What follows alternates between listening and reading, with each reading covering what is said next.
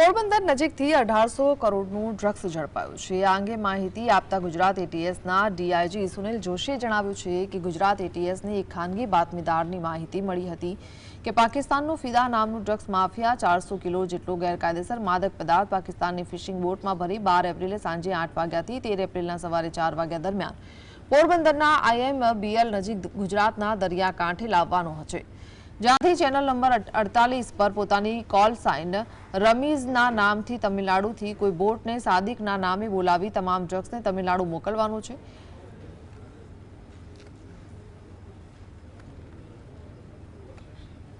જેના આધારે એટીએસે કાર્યવાહી હાથ ધરી।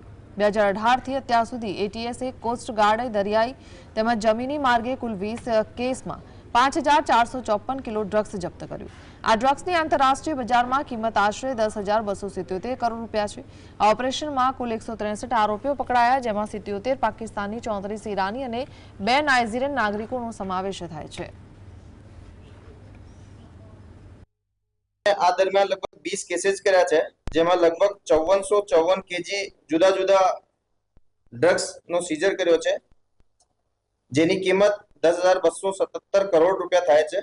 એમાં ટોટલ 163 આરોપીઓ પકડ્યા છે, જેમાં 77 પાકિસ્તાની, 34 ઈરાની, 4 અફઘાની, 2 નાઇજીરિયન અને 46 ઇન્ડિયન આરોપીઓ પણ પકડાયેલા છે।